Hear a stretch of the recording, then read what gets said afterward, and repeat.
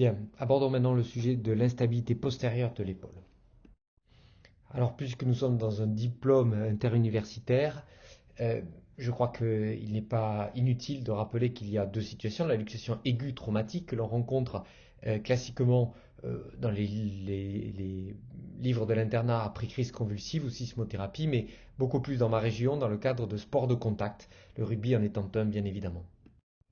Justement, dans le cadre du rugby, les travaux de Funk sont particulièrement intéressants parce qu'ils ont identifié des situations à risque de luxation postérieure. En effet, lorsque un joueur va marquer un essai, il est plus susceptible de développer des lésions de type slap, cuff, lésions de coiffe ou des lésions de bancarte antérieure. Lorsqu'il est lui-même plaqueur, il peut développer des lésions plutôt d'instabilité antérieure avec la lésion de bancarte ou l'arrachement du ligament gléno-huméral inférieur sur le versant huméral, c'est-à-dire la Hagel lésion. Enfin, lorsqu'il a un impact direct, c'est souvent des lésions du labrum complexe à la fois antérieure et postérieure ou des arrachements osseux sur le rebord antéro-inférieur de la glène et des lésions de coiffe. Mais lorsqu'il marque un essai, vous voyez, coup de fléchis, c'est dans cette situation-là que l'on peut retrouver des lésions du labrum postérieur, voire une instabilité postérieure. Donc ce joueur qui vient de marquer un essai goût de fléchi se présente aux urgences avec ce bilan radiographique et vous ne manquerez pas de repérer qu'il existe ici une luxation postérieure de l'épaule qui est facile à voir sur la radiographie de profil que l'on obtient rarement dans les situations d'urgence du fait des services d'urgence et des services de radiologie d'urgence qui sont parfois mal équipés. Mais sur la radiographie de face, on voit bien cette superposition, enfin cette disparition de l'interligne avec superposition de la tête humérale et de la glène en faveur d'une luxation postérieure. Donc bien évidemment, vous n'allez pas immobiliser ce patient en rotation interne, mais bien en rotation neutre. Une fois la réduction réalisée, l'immobilisation doit être en rotation neutre, comme vous l'avez sur cette image à droite.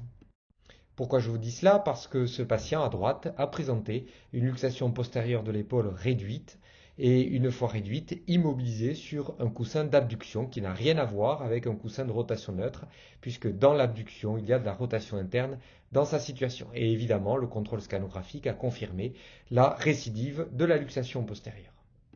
Voilà, maintenant que les choses ont été précisées, nous allons rentrer dans le cadre de l'instabilité chronique et je tiens à remercier Arnaud Gonech et Pierre Mansat d'avoir fourni toute l'iconographie issue du travail du symposium de la SFA qu'ils ont réalisé il y a maintenant quelques années. Alors voilà ce patient qui se présente en consultation, souvent accompagné par ses deux parents, inquiet de le voir capable de reproduire sa luxation postérieure de l'épaule à droite en particulier, alors qu'à gauche l'épaule reste stable. Alors vous voyez ces mouvements qu'il réalise, qui sont souvent des mouvements d'élévation, rotation interne, et lorsqu'il revient en rotation externe, il y a ce ressaut de recentrage de l'épaule. Ainsi, lorsqu'un patient se présente en consultation avec une suspicion d'instabilité, les premières questions vont être orientées vers le caractère douloureux ou non de ces symptômes, le caractère aigu, chronique, récidivant, la notion de traumatisme inaugural responsable de l'instabilité perçue, la notion d'uni ou bidirectionnel. En fait, c'est la direction qui était menée par la notion d'appréhension. Dans quel mouvement le patient a-t-il une appréhension?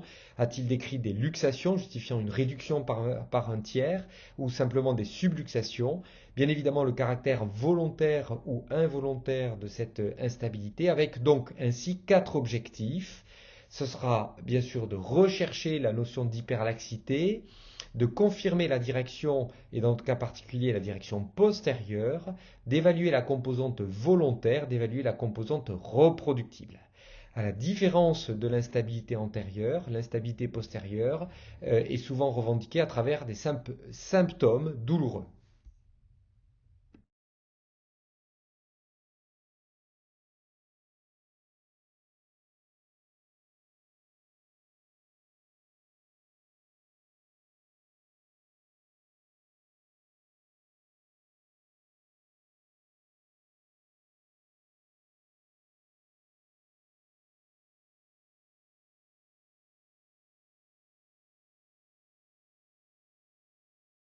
Alors rechercher l'hyperlaxité. Juste avoir en tête quelques définitions, c'est que l'instabilité c'est un symptôme fonctionnel, c'est acquis et c'est presque toujours unidirectionnel.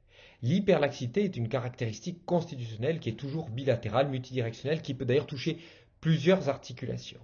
Alors, cette notion d'hyperlaxité doit être recherchée à travers différents tests cliniques, que sont bien sûr un tiroir antero-postérieur, plus spécifiquement et plus facilement l'hyperrotation externe coude au corps au-delà de 85 degrés. C'est une limite, on va dire, européenne acceptée. L'hyperrotation interne au-delà de la quatrième vertèbre dorsale. Et enfin, un sulcule sign positif. Le deuxième élément est de confirmer la direction postérieure de l'instabilité. Cela relève d'un examen clinique attentif, bilatéral bien sûr, comparatif. L'on va rechercher d'abord en dynamique une dyskinésie scapulo-thoracique qui est systématique en cas d'instabilité, et l'on va essayer d'identifier un tiroir postérieur avec une appréhension en adduction, rotation interne, et ce mouvement d'adduction-rotation interne dynamique, le jerk test postérieur, va permettre de confirmer la direction postérieure de l'instabilité. Il peut y avoir également une appréhension antérieure douloureuse en cas d'instabilité postérieure, mais il s'agit souvent d'une appréhension douloureuse antérieure qui ne répond pas au test de recentrage. Donc deux tests cliniques qui est le jerk test postérieur où l'on va passer d'une position d'adduction rotation interne en abduction rotation interne en imprimant une pression axiale dans le bras, l'omoplate étant bloquée par la main de l'examinateur. Et ainsi, le patient perçoit ce ressaut douloureux postérieur.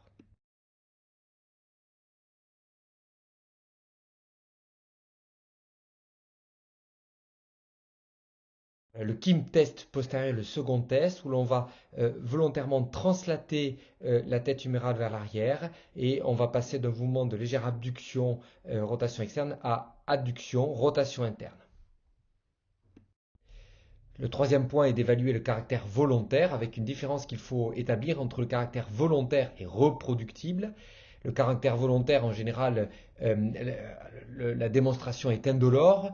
On constate que le patient le fait de manière assez spontanée, de manière répétée, avec certaines mimiques, un amusement éventuellement, et puis des co-contractions musculaires. Ça, c'est le caractère volontaire par rapport au caractère reproductible qui n'est bien sûr pas volontaire et qui crée souvent des symptômes associés. Allez-y, montez le Ici bras, donc le luxez caractère l'épaule. reproductible avec un patient qui subit finalement cette Allez-y, montez instabilité, elle est le bras, douloureuse, elle est luxez l'épaule. désagréable, il n'a pas spontanément le souhait Allez-y, montez le bras, de la luxez l'épaule. reproduire, mais si l'examinateur le demande, il peut tout Allez-y, à fait montez le bras, luxez l'épaule. réitérer cette instabilité.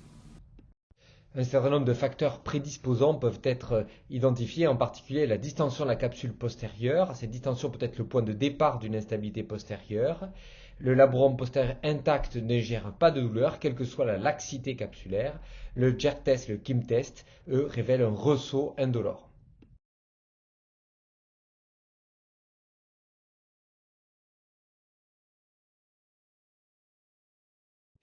Le deuxième facteur prédisposant est bien sûr une rétroversion de la glène. Alors une glène est rétroversée entre 5 et 10 degrés dans la normalité. Dans l'instabilité postérieure, elle semble atteindre 10 jusqu'à 18 degrés et elle peut être bien sûr majorée par les lésions osseuses. Avec cette rétroversion dite osseuse par rapport à la rétroversion qui est chondrolabrale, qui vient compenser la rétroversion importante avec parfois une hypertrophie du labrum postérieur, comme on peut le voir ici. Ces facteurs prédisposants vont donc favoriser des contraintes importantes sur le bourrelet postérieur, aboutissant à une lésion du bourrelet postérieur, encore appelée la lésion de Kim. Le bourrelet postérieur perd alors son rôle rétentif, la stabilité est compromise et ainsi la rétroversion chondrolabrale est accentuée, favorisant la subluxation postérieure. Bien évidemment, les conséquences des contraintes osseuses entraînent, comme l'on a dans le cadre de l'instabilité antérieure, une possible apparition d'une encoche antérieure reverse iliaque ou d'une fracture de bord postérieur, voire d'une simple avulsion, ce qu'on appelle un bancarte osseux postérieur.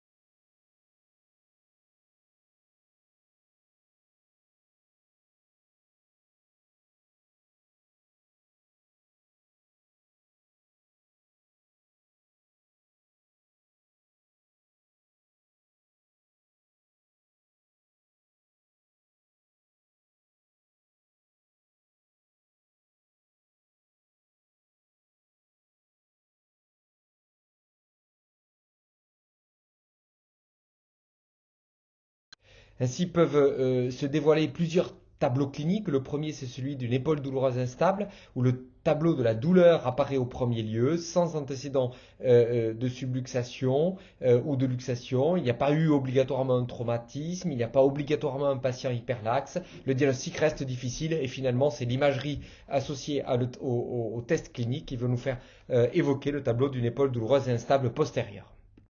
Le second tableau est celui de l'instabilité involontaire. Finalement, c'est celle qui est la plus facile à cadrer. Il y a un premier épisode traumatique clairement identifié, éventuellement une épaule qui a été luxée et réduite par la suite. Des épisodes sous la forme d'instabilité ou de sensation d'instabilité, de subluxation postérieure ou simplement de douleur en adduction rotation interne. En général, l'imagerie révèle des lésions traumatiques claires, à la fois labrales et ou osseuses. Et enfin, il y a exceptionnellement une association avec une instabilité antérieure. Le plus souvent, c'est une instabilité postérieure unidirectionnelle d'origine traumatique. C'est finalement ce que l'on retrouve le plus dans les sports de collision comme le rugby ou les sports de contact. Ici, cette série de Funk qui rapporte que, vous voyez, il a 11 joueurs présentant une instabilité postérieure, dont l'âge moyen de 25 ans. Il y a toujours eu un événement traumatique initial. Il y a une instabilité postérieure vraie ou un simple ressaut postérieur. Et 100% des douleurs sont postérieures, en particulier au développé couché, qui est un sport, qui est une technique de renforcement musculaire bien connue. Donc, c'est un tableau assez typique. Puis on va rentrer dans les tableaux de clinique beaucoup plus difficiles à distinguer, qui sont ceux de l'instabilité volontaire, avec cette proposition de classification qui avait été faite précédemment par Pascal Boileau, qui est celle d'une instabilité soit volontaire qui reste volontaire, donc dans un caractère souvent non traumatique, c'est un patient, un contexte éventuellement psychiatrique, et l'instabilité volontaire devenue involontaire, c'est-à-dire qu'un patient qui a manifestement un passé d'instabilité volontaire, puis une période transitoire sans contexte d'instabilité, puis un nouveau traumatisme qui décompense cette instabilité, avec une forme de perte de contrôle. C'est souvent des patients qui sont plus hyperlaxes, avec un début qui est mal systématique, mais encore une fois, une imagerie qui est pauvre. Donc, quelles sont les options thérapeutiques ? Le symposium de l'ASAFA nous a rapporté que dans l'instabilité postérieure involontaire, celle-ci avait l'approche thérapeutique était proche de l'instabilité antérieure, parce qu'il y a bien évidemment des lésions osseuses et ou capsulo-ligamentaires associées, et que quel que soit le type de traitement, en particulier le traitement des lésions osseuses par butée, apportait un résultat qui était satisfaisant, voire très satisfaisant, donc plus de 80% des cas, et des patients dont l'épaule était stable. En fonction des lésions constatées, un geste de type bancarte postérieure peut être réalisé soit à ciel ouvert avec une arthrotomie postérieure justifiant de faire un abord entre l'infraépineux et les petits ronds. Mais ce geste peut être réalisé de manière équivalente sous arthroscopie, comme vous le voyez ici. On peut effectuer des sutures avec un crochet, notamment 45 degrés, qui permet avec un fil relais, un PDS d'euro, de beaucoup plus charger la capsule postérieure. Le passage du crochet est alors introduit par la face capsulaire du labrum en arrière et se termine au bord de la surface articulaire de la glène. On utilise ensuite un fil renforcé, soit libre, soit monté sur une encre vissée ou impactée de la glène, et comme ceci, l'on peut réaliser un geste de retention capsulaire associé à une réparation labrale postéro-inférieure. Les techniques opératoires de butée sont essentiellement rapportées dans les séries à partir de prélèvements de la crête iliaque, celles-ci pouvant être réalisées sous chirurgie conventionnelle comme ici, ou plus aisément sous arthroscopie. Voilà un petit exemple qui nous a été fourni par Pierre Mété, ces excellentes images qui nous montrent comment faire une butée postérieure. Alors, vous voyez que le scope est introduit par l'avant et l'on va dans un premier temps bien sûr aviver et aplanir la face postérieure, postéro-inférieure de la glène, puis franchir avec ce greffon iliaque, directement monter sur un viseur que l'on va positionner affleurant au rebord postérieur de la glène en l'introduisant au travers de la masse musculaire infraépineuse et petit rond. Voilà, et puis la butée est couverte par un renfort capsulaire postérieur de type Bancart avec une ou deux ancres implantées. L'autre option, c'est celle qui a été proposée par Johan Barth et Laurent Bavrel, qui consiste, après avoir réalisé cette préparation iliaque, de venir positionner cette crête en la faisant passer par l'intervalle de la coiffe des rotateurs.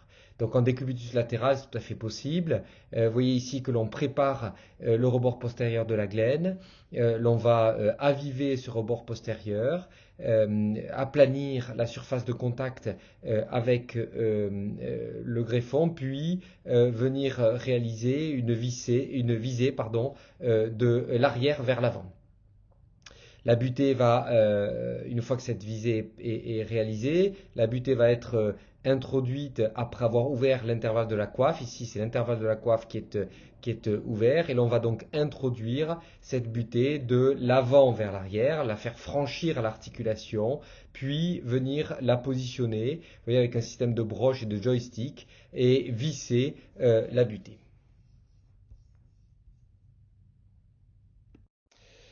Si le tableau est celui d'une instabilité volontaire qui reste volontaire, il n'y a en général pas de lésion anatomique, le traitement est fonctionnel et rééducatif, cela peut s'améliorer avec l'âge. En cas de situation d'un patient volontaire devenu involontaire, comme on l'a signifié précédemment, il y a toujours un traumatisme aggravant, enfin il y a souvent un traumatisme aggravant, les patients sont hyperlaxes dans un quart des cas, ils se présentent souvent sous la forme de douleur, les lésions anatomiques sont identifiées, que ce soit sur le labrum ou sur le rebord glénoïdien postérieur.